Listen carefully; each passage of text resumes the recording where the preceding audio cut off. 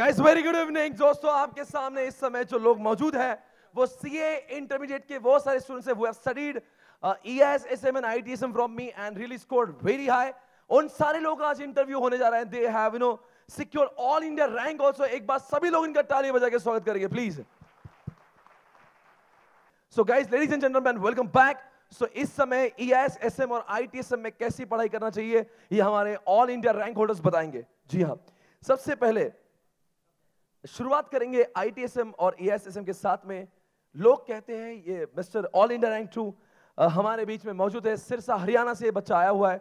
पुष्पक गोयल नाम है इनका. भाई आपसे एक सवाल पूछेंगे, कितना स्कोर किया आपने? 68 मार्क्स. 68 मार्क्स आपने स्कोर किया.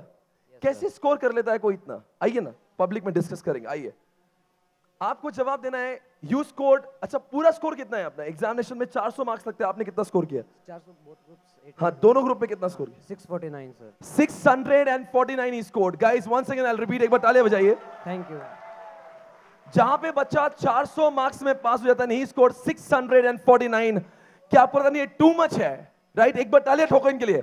He is all India rank 2, studied ESSM. ये आज आपके सामने कुछ राज खोलेंगे. बेटा you have done really wonderful job. आपने जो काम किया ना, super fantastic, mind blowing. Right, आपको जवाब देना है कैसे कोई इंसान 69 स्कोर कर लेता है ESSM जैसे टेक्निकल सब्जेक्ट में? सर एक तो आपके पढ़ाने की टेक्निक बहुत ज्यादा बेनिफिशियल है, बहुत अच्छी है सर. क्योंकि लिटरली बताता हूँ मैं, जब हमारी फर्स्ट क्लास थी EIS की तो क्लाउड कंप्यूटिंग का टॉपिक आपने बताया. क्लाउड कंप्यूटिंग पढ़ाया था मैंने. हाँ सर, फर्स्ट क्लास में वो सॉन्ग चल पड़ा, दिल चुराया मेरा. अच्छा, तो वी ऑलमोस्ट शॉक्ड कि सीए की क्लास चल रही है, क्या चल रहा है. Right, but gradually we came to know कि यहाँ सच में ये चीज़ें बहुत बेनिफिट करती है सर. आप जो एग्जांपल्स, रियल लाइफ एग्जांपल्स आप देते हो सर, वो एकदम माइंड में क्लिक हो जाते हैं एग्जाम के time. Right. Secondly memory techniques sir, fantastic sir, बहुत काम आती है मेमोरी टेक्निक्स सर.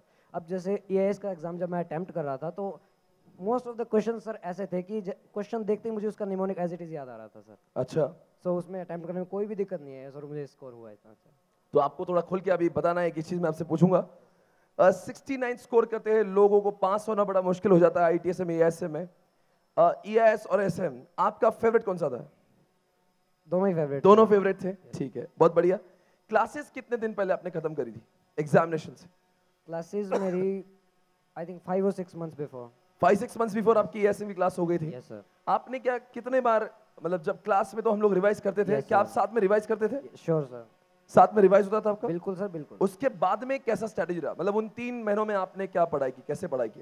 सर उसके बाद पहले तो मैंने एंटायर टेक्स्ट रीड किया. वैसे तो उसके बुक के अंदर सब जगह मेमोरी टेक्निक्स लिखी हुई थी तो लर्न करने में कोई भी प्रॉब्लम नहीं आई.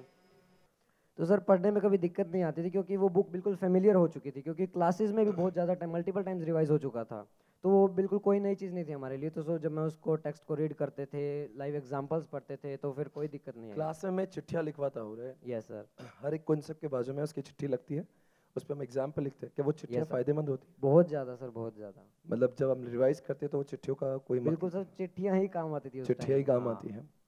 क्लास में हम लोग एक एक लाइन पढ़ते हैं और वो चिट्ठियाँ लगाते हैं. एग्जाम्पल जो मैं प्रैक्टिकल एग्जाम्पल क्लास में शो करता हूँ, do you think it is beneficial? Yes sir, बिल्कुल बेनिफिशियल है. क्योंकि जरूरी नहीं कि हमें टेक्स्ट एज इट इज याद हो जाए, लेकिन एग्जांपल के साथ हमें बिल्कुल कॉन्सेप्ट एकदम क्लियर हो जाता है. राइट. तो मैं हमेशा कोशिश करता हूँ कि प्रैक्टिकल पढ़ाएं. उसमें थोड़ा बहुत टाइम लग जाता है मुझे पढ़ाते समय. हाँ ये तो है सर. क्लासेस कि अगर मान लीजिए अगर आप कोई क्लाउड पढ़ाते हो तो आप क्लाउड के 10 एग्जांपल दिखा रहे हो, मोबाइल कंप्यूटिंग तो मोबाइल कंप्यूटिंग, IoT दिखा रहे हो, तो क्या ये सब चीजें दिखाना सही है? बिल्कुल सही है सर. मतलब मैंने अपना पढ़ाना का जो तरीका है वैसे रखना चाहिए. बहुत अच्छा है सर. अब आप स्टूडेंट्स के लिए बताएंगे कि स्टूडेंट्स क्लास कर लेता है, एग्जामिनेशन तक 3-4 महीने बचे होते हैं, उसके दौरान क्या करना चाहिए? आइए सर. EIS और SM को तो हनुमान चालीसा की तरह ट्रीट करना चाहिए. डेली थोड़ा थोड़ा जरूर पढ़ना चाहिए. अच्छा. Yes sir. तो आप हर रोज पढ़ा करते थे? Everyday sir, everyday. हाँ जी. कितने देर आप पढ़ते थे? 1.5-2 घंटा. और ऐसे किससे, मतलब मेन बुक से, चार्ट से, या फिर यूट्यूब के रिवीजन लेक्चर्स? आपकी बुक से सर. अच्छा. सबसे पहले सर बुक आपकी जो कलरफुल है ना, उससे बहुत बेनिफिट होता है. क्योंकि जो स्टडी मटेरियल है जैसे वो बिल्कुल एकदम ब्लैक एंड व्हाइट टोटली, तो आप जो ICAI का जो है, ICAI फॉर्मेट है जो, तो आपका वैसे लैंग्वेज सारी ICAI वाली है और ऊपर से वो कलरफुल है, तो वो डबल बेनिफिट है सर उसमें. तो लैंग्वेज की भी दिक्कत नहीं है और पढ़ने में भी बोर महसूस नहीं होता. जो आप एग्जामिनेशन में जब पेपर ले रहे थे, आपको लगता है कि सारी चीजें अपने किताबों से यही थी? Yes sir. आपने कितने मार्क्स का सॉल्व किया होगा? सर कितने मार्क्स का पेपर सॉल्व किया होगा? पेपर तो मैंने सर 8 या 100 मार्क्स के अटेम्प्ट किए थे। सारे के सारे Yes, आठों sir. के आठों 100 मार्क्स? Yes sir. EIS भी 100 मार्क्स? Yes sir. क्या आपको लगता है प्रेजेंटेशन मैटर करता था EIS श्योर के सर, साथ? डेफिनेटली मैटर करता है सर। मतलब आपने चाहे वो कोई भी चीज़ हो, चाहे वो ITSM हो, चाहे लॉ हो, चाहे ऑडिट हो, do you think presentation makes the of difference? Course sir, जैसे लॉ में है सेक्शंस हैं, आपके एसएम में एग्जांपल्स, रियल लाइफ एग्जांपल्स हैं, उनको कैपिटल में बोल्ड में लिखना, उनको अंडरलाइन करना, ताकि वो मतलब आप एग्जामिनर एग्जामिनेशन में अंडरलाइन एंड ऑल दैट करते थे? बिल्कुल सर, क्या बिल्कुल। बात है। कुछ और टिप्स, थियोरेटिकल पेपर कैसे लिखते थे? मतलब आप being the rank holder, all India rank 2 बहुत बड़ा अचीवमेंट है। Thank you sir. ये सारे बच्चे इंटर के भी यहाँ पे बैठे हैं, बताइए पेपर लिखना does it make any difference? बिल्कुल सर, प्रेजेंटेशन बहुत मैटर करती है। कहते हैं ना, first impression is the last impression. तो जैसा आप अब जैसे जो आंसर, जरूरी नहीं है कि आपको सीक्वेंस में ही लिखना है कि फर्स्ट आंसर पहले ही अटेम्प्ट करना है। जो आपको सबसे बेस्ट तरीके से आता है, जिसके लिए आप फुल कॉन्फिडेंट हो, उसी को पहले अटेम्प्ट करना चाहिए। क्योंकि सर इससे एग्जामिनर के माइंड में कि ये थ्योरी बन जाती है कि हाँ ये बच्चा पढ़ने वाला है। अच्छा। ऑफ कोर्स सब अच्छे से आता होगा इसको, तो जितना ज़्यादा अच्छे से आता है वो उतना पहले अटेम्प्ट करते जाइए, इस ऑर्डर में चलना चाहिए। और आपने इंटर की क्लासेस कितने महीने पहले खत्म की थी? ये सर 5 और 6 मंथ्स 5-6 मंथ्स बिफोर आपने खत्म कर ली थी? Yes sir. आखिर के 5 महीने आप लगातार पढ़ रहे थे? Yes sir, consistent. ओके। और मतलब एक बात और पूछूंगा, कितने sir. घंटे तक? आप ये सारे बच्चे देखो, इनकी आंखों में एक सवाल है कि मुझे काफ़ी लोगों ने एक सवाल पूछे, सर इस भैया से ज़रूर पूछना, ये जो नंबर 2 वाला बंदा है और जो इंटर वाला है, ये कितने घंटे क्लास के साथ में और क्लास के बाद में पढ़ता था? आई मीन क्लास के साथ में मतलब क्लास जब तक चलती Yes, थी sir. और जब क्लासेस खत्म हो गई उसके बाद, क्या नंबर ऑफ आवर्स में अगर हम लोग काउंट करें तो? सर क्लासेस के साथ में तो मेरा टारगेट बस ये रहता था कि कम से कम जितना क्लासेस में पढ़ा है ना, वो एटलीस्ट घर पे जाके एक बार फिर से जरूर रिवाइज हो जाए। अच्छा, हाँ, हर रोजाना बेसिस हर पे? रोज। आप सभी लोग को समझ में आ रहा है व्हाट ही सेड? मतलब हर रोज जो करेंगे वो आपको पढ़ना है, रिवाइज करना है, डेफिनेटली। और उसके बाद में क्लासेस ओवर होने के हाँ, बाद हाँ, उसके हाँ। बाद सर एटलीस्ट 13 और 14 आवर्स। 13-14 आवर्स हाँ, कंसिस्टेंटली at आप पढ़ते थे? least, come consistently, what sir. में? Yes, sir. मतलब आपने कभी ना दिवाली देखी, ना कोई मुहूर्त देखा, ना कुछ नहीं सर, त्योहार ऐसी देखा? कोई बात नहीं इतना है। नहीं, मतलब 1-2-4 दिन की छुट्टी हो सकती है? हाँ, हो सकती है सर। अच्छा, कभी कभी ऐसा होता है कि पढ़ाई करने का मन ही नहीं करता? हाँ, बहुत बार होता है सर। अच्छा, बहुत बार होता है। Yes, फिर sir. क्या करते हैं? जैसे मोटिवेशनल कोट्स या motivational songs, lectures, okay. Rankers award देख लो। रैंकर्स अवार्ड Yes, देख के sir. आपने कभी आपने रैंकर्स अवार्ड देखा था इसके यस पहले? सर, देखा मेटिन था वाला आपने? देखा था। तो क्या आपको तब ऐसा कभी लगा था कि कि एक हाँ, दिन, कि एक दिन हम भी स्टेज पे जाना चाहते मतलब हैं, तो इसलिए वो मेहनत कर रहे हैं। आकांक्षा, वो उम्मीद आपके दिल में बिल्कुल थी? सर, मतलब ये जो yes, sir. प्रोग्राम हो रहा है, आपको लगता है ऐसे प्रोग्राम होना चाहिए? बिल्कुल सर। अब जैसे मेरे सामने बच्चे बैठे हैं, इनका भी जरूर ना दिल करेगा ना कि हम भी कभी स्टेज पर आएं। जरूर आएंगे भी सर, डिटरमिन कर लेंगे तो जरूर आएंगे। डिटरमिन कर ले तो आ जाएंगे? Yes sir. कैसा फीलिंग है आज का? बस वही सेम सेलिब्रिटी सर। सेलिब्रिटी है Yes, आज, sir. राइट? Yes, मतलब मजा आ रहा है आज? बिल्कुल सर, शानदार। या यस सर। बहुत अच्छा लगा। एक क्या आपने EISM पढ़ा हमसे, क्या what you found in different, क्या मजा आपको, क्या फायदा, व्हाट इज इट तो वही बेनिफिशियल? सर, कम्युलेटिव रिवीजन अच्छा। मोस्ट इंपॉर्टेंट हाँ सर। जी। आज पढ़ेंगे, अगर कल फिर से नया स्टार्ट कर दिया तो उसका कोई फायदा नहीं है। जो कल आपने पढ़ा है वो आज क्लास बिगिन करते ही सबसे पहले आपने वो वाला रिवाइज करवाया, फिर उससे नेक्स्ट डे फिर वही रिवाइज करवाया, फिर सेकंड डे वाला रिवाइज करवाया। तो क्यूमुलेटिव रिवीजन से हाँ आपका बिल्कुल। फायदा हुआ? हाँ सर, वो और कंसिस्टेंसी के कारण बिल्कुल क्लिक हो जाता है ना माइंड। कौन सी चीज आपको लगी कि नहीं यार ये बहुत अच्छा कर रहा है, ये बहुत सही चीज कर रहे हैं सर? सभी चीज़ें बहुत अच्छी लगी सर। मतलब कलर मेमोरी बुक भी टेक्निक्स है? है, आपकी कलरफुल बुक्स हैं सर, पढ़ाने का तरीका है, इतने जो एनर्जेटिक है ना सर, वो मतलब बिल्कुल भी बोर फील नहीं होता है उसमें। मतलब मैं जो चीखता हूँ सही कर रहा हूँ? बिल्कुल बढ़िया मैं सर। चीखता ही रहूँ? ठीक है सर। क्योंकि मैं हूँ, चाहे हम लोग सारे लोग हैं, we always shout in the lectures so people shouldn't feel sleep. बेटा इस सिरसा हरियाणा में भी लोग जानते हैं मुझे। Yes sir. आपने किसको पूछ के कोचिंग लगाई थी वहाँ पर? सर मेरे जो बाकी क्लासेस थी मेरी उसके पास में थे सब। वैसे आपका ही नाम सुना था, ये और किसी फैकल्टी का नाम भी नहीं सुना था मैंने। नाम भी नहीं सुना था? हाँ सर। तो वहाँ पे काफी लोग करते हैं क्लासेस? Yes sir. क्या बात है, थैंक यू सो मच यार। ऑल इंडिया रैंक 2 हमारे समय इस समय मौजूद है। Thank you so much. आपके साथ में एक हम लोग रूबरू बस थोड़ी देर में और होंगे। इस समय it was the topic of only ESM, but it was really great talking to you. एक Thank बार you, sir. जोरदार तालियां ESM and you, sir. All India rank 2 from Sirsa Haryana. क्या बात है, thank you so Thank you मच, so thank you much, so much. या okay guys, it's your turn, please come here on the stage यार। आप भी आइए साहब, हम लोग साथ में बात करेंगे। यस आइए साथ में। Yes, what's your name? Gagan Sharma, Gagan, where are you from? Gwalior Madhya Pradesh. Gwalior Madhya Pradesh से हो आप? And what about you? Himalaya Singla, Himalaya from Jalandhar. Jalandhar. Okay, एक बार दोनों के लिए जोरदार डालिए। क्या बात है साहब। आपको कुछ ऐसी दो बातें बताना है जनता को, क्या करो दे if you want really want to score high in EISM and no ITSM, क्या करना चाहिए? सर, आपने क्या अलग किया था? आप जब पढ़ाते हैं तो कॉन्सेप्ट्स कब क्लियर हो जाते हैं सबके, और उनको जो मेमोरी टेक्निक्स हैं उससे वो याद कर लेते हैं उसके टॉपिक्स और हेडिंग्स, लेकिन उसके बाद जो कंटेंट होता है वो स्टूडेंट्स नहीं पढ़ते। हाँ जी।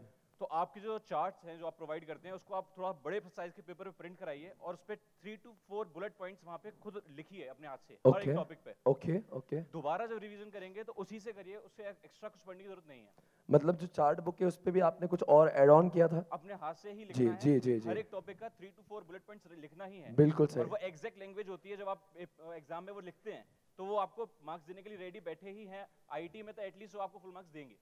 क्या बात है। सर ये इसमें मैंने जो ऑब्जर्व किया ये बहुत ज़्यादा इफेक्टिव है और ये अप्रोच बहुत ज़्यादा और एग्जामिनेशन के पहले दिन पे भी आपने उसी से पढ़ा था? बड़ा सा, उसके अलावा कोई क्या कुछ रेफर नहीं इसी किया। चीज को कंप्लीट करने के लिए एक मैंने बड़ी बुक बनाई थी और एक बहुत छोटी बुक बनाई थी। Then recently I launch one book AIS rocks करके, SM rocks, you must have heard about it. और वो रॉक्स जो आप कह रहे हो ना, जो अब लिखने की भी जरूरत नहीं, अब इतना शिद्दत में बना के दे दिया, अब वो चार्ट से ज्यादा है और मेन वॉल्यूम से कम है, उतनी बुक पढ़ना है, एआईएस रॉक्स और एसएम रॉक्स, बस काम खत्म। आपका लेवल बढ़ता जा रहा है और वो बहुत बेनिफिशियल स्टूडेंट्स के लिए। तो मैं उम्मीद करता हूँ कि आगे ही इस तरह से ही आप उसको और इजी। बहुत बहुत शुक्रिया बेटा, ये तुम्हारे जैसे बच्चों की दुआएं मेरे साथ है। थैंक यू सो मच यार, thank you so much. Gwalior Madhya Pradesh से भी लोग यहाँ पे मौजूद। एक बार ये बच्चा है हमारे जलंधर, एक बार तालियां जोरदार इसके लिए, पंजाब जलंधर से। बेटा कुछ बताइए। सर एक्चुअली हमें कहीं ना कोई सब्जेक्ट डिफिकल्ट लगता है या कोई चीज़ डिफिकल्ट लगती है, तो हमें उस पर काम करना पड़ेगा, हमें एफर्ट्स करने पड़ेंगे। अगर कोई पॉइंट या कोई चैप्टर हमें डिफिकल्ट लग रहा है तो हमें उस पर बार बार करना पड़ेगा। 10 दिन बाद दोबारा कर लिया तो एक टाइम आएगा वो हमें ईजी लगने लगेगा। तो मतलब आपने हर चीज जो आपको डिफिकल्ट लगती थी आप उसको बार बार पढ़ते गए? उस पर And you work made it. किया मैंने, Yeah. उन चीज़ों का खुद को एनालाइज किया कि मेरे को क्या चीज़ डिफिकल्ट लगती है, तो उस पर जब मैंने वर्क किया तो वो चीज़ मेरे लिए नॉर्मल होगी। ओके तो जैसे आपने एफएम इको में you scored 84 yes and you are my first student who has secured so much. क्या आपने एफएम इको के लिए थोड़ा सा एक ज्ञान दे दीजिए, क्या अलग किया था? सच्ची बताना, अलग क्या किया था और कैसे आपको 84 और पेपर कितना सॉल्व किया था आपने? पेपर मैंने 100 मार्क्स का ही किया था। अच्छा। 5 मिनट पहले पूरा हो गया था। एंड इको की मेरी थोड़ी कम तैयारी थी, मेरे खुद के एफर्ट्स कम थे, बट एफएम की मेरी फुल तैयारी थी। जो आप क्लास में करवाते थे मैं उसको नोट करके रखता था। जब कोई कंसेप्ट करवा रहे हो आप, आपने समझा दिया तो मैं उसको लिख लेता था हिंदी में, इंग्लिश में, हमारी लैंग्वेज में, कि मेरे को नेक्स्ट टाइम पढ़ूँ ना, मेरे को पता लग जाए कि आपने क्या बताया था और मेरे को क्या समझना है। उसके जो मैंने मीनिंग निकाला है, हर कॉन्सेप्ट को समझा जिस तरीके से मैंने उसको अपने पास रखा, ताकि जिससे मेरे को नेक्स्ट टाइम अगर मेरे को कभी डाउट आए तो मैं उसको देखूं, अच्छा हाँ ये तो वैसे है, तो फिर मेरे को साथ के साथ समझ आ जाएगा। उससे मेरे सारे एफएम के कंसेप्ट क्लियर थे। पेपर में मेरे को ये डाउट हो रहा था कि मैं कौन सा क्वेश्चन पहले उठाऊं, क्योंकि मेरे को सब क्वेश्चन आते क्या थे। आपने हमारे स्टडी मटेरियल के अलावा भी कुछ बुक्स पढ़े थे? आपकी एफएम रॉक्स मैंने बहुत अच्छे से यूज की। उसमें ना कुछ खाली पेजेस थे, हाँ तो जी, मैंने क्या notes रखे थे किया, मैंने। हाँ, तो मैंने क्या किया, जो चीज़ मेरे को या टफ लग रही है या जो चीज़ मैं भूल रहा हूँ, तो खाली पेजेस में मैंने उसको मेंशन कर दिया कि नेक्स्ट टाइम मैं जब एफएम रॉक से पढ़ूंगा ना तो मेरे को वो चीज़ पे ध्यान क्या दे दूँ बात मैं। है, क्या बात है। और मैंने प्लानिंग कर रखी थी कि मैं पेपर से पहले एफएम रॉक्स ही पढ़नी है, तो फिर एफएम रॉक्स को फुल फ्लैच तो कर दिया। एग्जामिनेशन के पहले दिन आपने सिर्फ रॉक्स ही पढ़ी थी? यस सर, मैंने उसको फुल कर दिया था। जो जो कमियां थी, जो जो चैप्टर्स में मेरे को डाउट था, कि वो आपको मैंने लगता है वहाँ ये पे ऐड लिख दिया करना था। एफएम रॉक्स में जो मेरे को रिक्वायरमेंट थी वो मैंने ऐड कर दी, तो एफएम रॉक्स मेरे लिए तो बहुत एग्जामिनेशन के पहले दिन फिर आप वही पढ़ रहे थे? हाँ, वो मैंने रॉक्स को पूरी सॉल्व कर ली? वो 2 बार कर ली। 2 बार कर ली? एक बार ही सारे क्वेश्चन सॉल्व कर लिए, एक बार मैंने नजर मार ली। मतलब मैंने तो खैर एफएम तो खैर right as a second batch, but मैंने फर्स्ट बैच में एफएम रॉक्स को इसलिए बनाया था बिकॉज जब मैं प्रैक्टिकल सब्जेक्ट कर रहा था तो मुझे ये प्रॉब्लम होती थी, क्लास में समझ में आता था, पर जब मैं घर पे करता था ना मुझे समझता नहीं था इतने सारे क्वेश्चन में से मैं सॉल्व कौन सा करूँ। इसलिए फिर मैं आई थॉट कि काम करता हूँ, मैं ही 50 में से 10-20 ऐसे क्वेश्चन सेलेक्ट करता हूँ और उसकी सेपरेट बुक बनाता हूँ ताकि बच्चा एग्जामिनेशन के पहले जो है ना इतना ही पढ़ेगा और पास हो जाएगा। सर मेरे को बहुत हेल्प मिली एफएम रॉक्स की वजह से, क्योंकि उसमें सारे इंपॉर्टेंट क्वेश्चन सॉल्व किए हुए थे। और वो भी एक ना, अच्छा एक सवाल, एफएम जैसे सब्जेक्ट को रीड करना चाहिए लिखना तो अंडरस्टैंड करना चाहिए, उसके क्वेश्चन सॉल्व करने चाहिए। कॉन्सेप्ट क्लियर होगा तो उसके बाद तो क्वेश्चन अपने आप आराम से नहीं, निकलते पर हैं। कुछ लोग आंसर्स को पढ़ते, तो आप क्या एफएम को पढ़ते थे या लिखते भी थे? नहीं, मैं उसको सॉल्व करता था सॉल्व करते थे? क्वेश्चंस। जी जी। हर क्वेश्चन मैंने अपने हाथ से 2 या 3 बार सॉल्व किया है, हर क्वेश्चन। मतलब चाहे कोई भी प्रैक्टिकल सब्जेक्ट हो आपने सॉल्व करना चाहिए, राइट? हाँ, प्रैक्टिकल से अपने आप सॉल्व होता है, आराम से मजा आता है क्वेश्चन करते हुए। जब क्वेश्चन का आंसर सही आ रहा होता है ना, कॉन्फिडेंस बढ़ता रहता है, फिर हम नेक्स्ट टू नेक्स्ट करते रहते हैं और मजा आता रहता है। एक सवाल, मेरा वो फर्स्ट बैच था, तुमने मेरी बैच क्यों लगाई थी? आप पे कॉन्फिडेंस था। अच्छा। आप ESSM इतना अच्छा करवाते तो ऑब्वियस ही बात है, मेरे को इतना कॉन्फिडेंस है आप FME को बहुत अच्छे से करवाओगे। Thank you so much for making me feel so proud. Thank you so much, thank you so much. हाँ जी सर बताइए, बात करेंगे। यूजुअली स्टूडेंट्स का क्वेश्चन रहता है कि हम कितना रिवीजन कर लें, कितनी बार पढ़ लें। तो उसके लिए बहुत ज़रूरी है कि आप उसको सिलेबस को हर एक बार पढ़ते वक्त इतना रिफाइन कर लें कि आपका रिवीजन एक दिन में कवरेज पूरा हो जाना चाहिए, क्योंकि 3 आवर्स होते हैं जो बताते हैं आप वहाँ क्या परफॉर्म कर रहे हो। वो 3 आवर्स तब आप अच्छा कर पाओगे जब आप में वो कॉन्फिडेंस होगा कि हम कवरेज 100% एक दिन में करके आए हैं। तो वो सबसे ज़्यादा ज़रूरी यही होता है कॉन्फिडेंस के लिए आपको वहाँ पे, मतलब चीजों को बार बार रिफाइन करते रहे Refine करना है, और वो छोटा शॉर्ट करना करें है, हाँ। और बस आखिरी दिन में वही पढ़ना है। एक दिन में वही पढ़ना है, वो आपको 3 घंटे बताएंगे कि आप वहाँ क्या लिख के आने वाले हैं, वो ये बेस्ट अप्रोच है। तो आपके वो कॉन्फिडेंस होता है, आपका अप्रोच, उसका एटीट्यूड होता है, पॉजिटिव एटीट्यूड आपको वहाँ काम कितना स्कोर किया आपने फिर?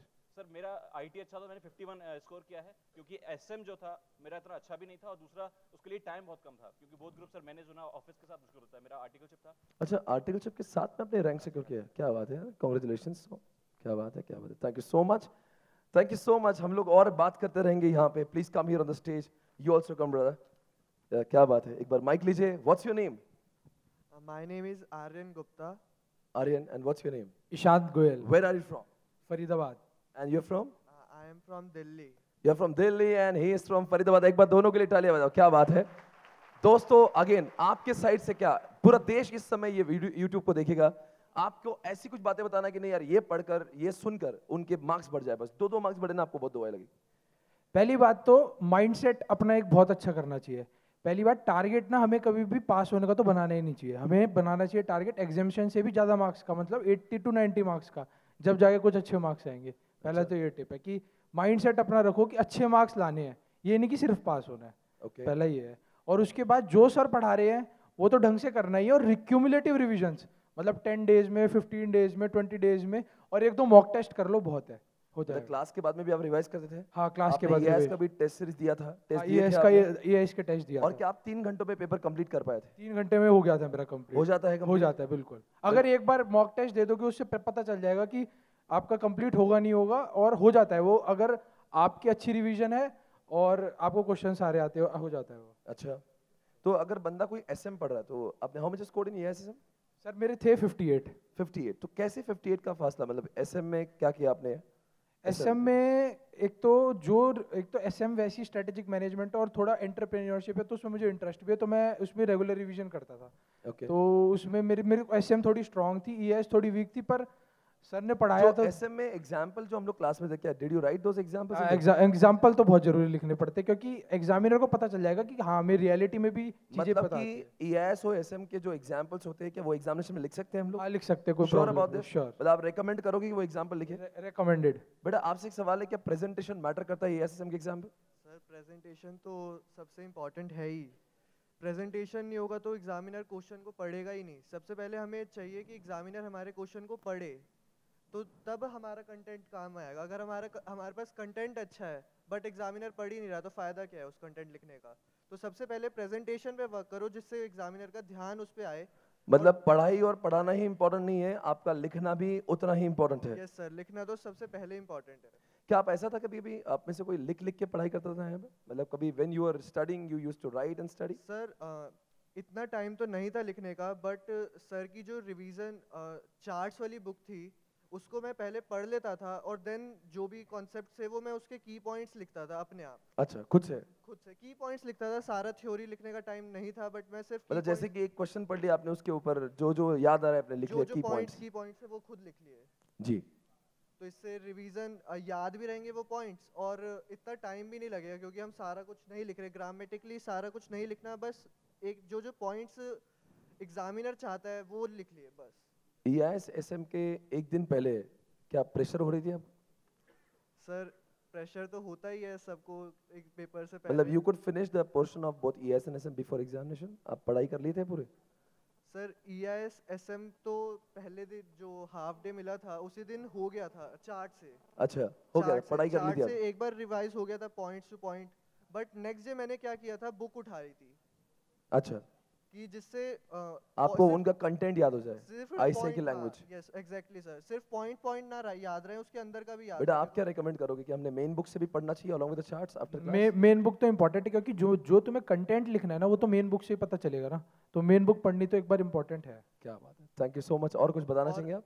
मेन बुक को ये नहीं करना कि पूरी बुक को हाईलाइट कर दो और पूरी बुक ही पिंक ब्लू दिखे। जो की पॉइंट्स आपने पहले छाटे हैं, ढूंढे हुए हैं, जो पहले की पॉइंट्स, सिर्फ उन्हीं को हाईलाइट करना है, जिससे आप जब लास्ट वाले दिन पढ़ो, उन्हीं पॉइंट्स पे ध्यान जाए, जिससे आपका एक दिन में EIS एंड SM पूरी कंप्लीट बुक से फिनिश हो जाए। अच्छा, मतलब वो तैयारी हमारी पहले से होना चाहिए पहले से ये कि planned उतना ही होता है। हाईलाइट और उतना हम लोग सब मार्क करेंगे। बच्चों, आप सभी को एक बात समझना है, इन्होंने जो बातें की बड़ी अच्छी बातें कही कि हमने एग्जामिनेशन से पहले दिन क्या करना चाहिए, उसकी तैयारी क्लास के साथ में होना चाहिए, ताकि हम लोग को ये पता होना चाहिए कि एग्जामिनेशन के पहले हमें इन्हीं बुक से पढ़ना है, इतना ही पढ़ना है, and that should be completed with in between the gap of 2 papers. Yes sir, exactly. Thank you so much for coming on the show. Thank you so much, yaar. It was great talking to you. Thank you so much. Thank you so much. Thank you so much. Yes, आइए ना साहब. You also come. You also come. Yeah. Okay, Mike लीजिए साहब. Yes. What's your name? So Suraj Jhunjhunwala, I am from Cuttack, Odisha, He- and I secured All India rank 7. एक बार जोरदार डालिए. He secured All India rank 7, right? He is from Cuttack, right? और इनका था old coach ना? You were in IPCC and you secured All India rank 7. कैसा महसूस कर रहे हैं आज?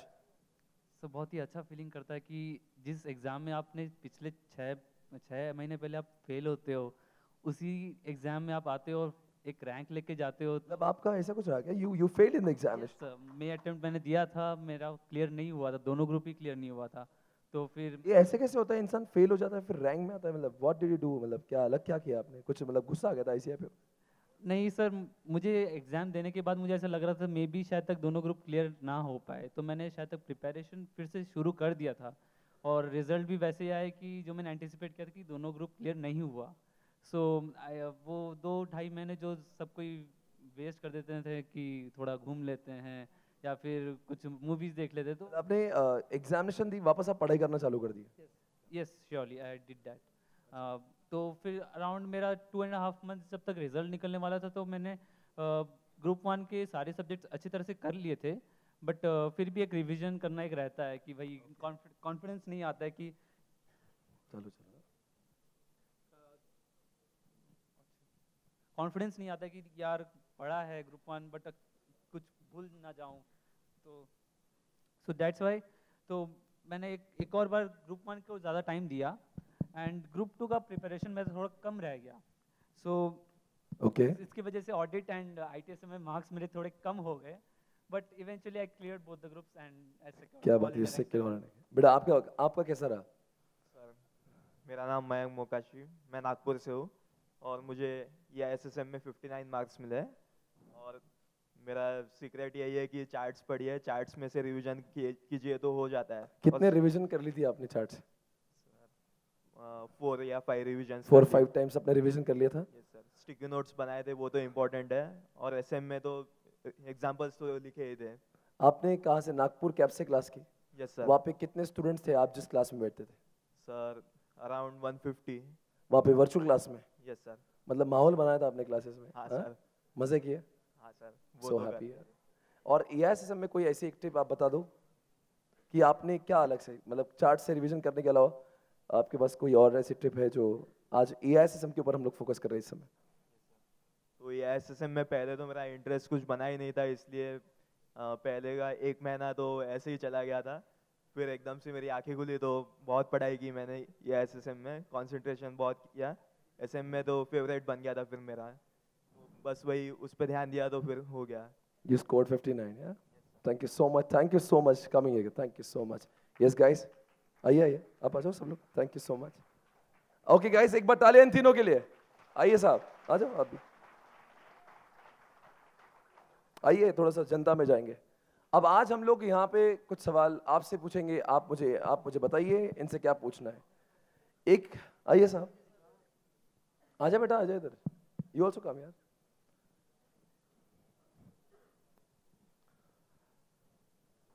जी हाँ, पहले अपने नाम से शुरुआत करते हैं. What's your name? Sir, Sanchit Sonthalia. I have secured All India rank 30 and 63 marks in EISSM. क्या बात है. तो scored exemption in EISSM. Yes, sir. कहाँ से क्लासेस ली थी आपने? So Delhi से. दिल्ली से. Yes, sir. तो क्या आपको क्लास में विशेष लगा इस क्लास में? What was different in this virtual class? How Different, it was sir. beneficial to you? Basically, sir, first and foremost thing मुझे charts बहुत ज़्यादा impressive लगे, क्योंकि चिट्ठियाँ बनाना और पूरे वो चार्ट्स भर जाते थे चिट्ठियों से, उनको फोल्ड कर करके देखना पड़ता था उसके नीचे लिखा क्या है.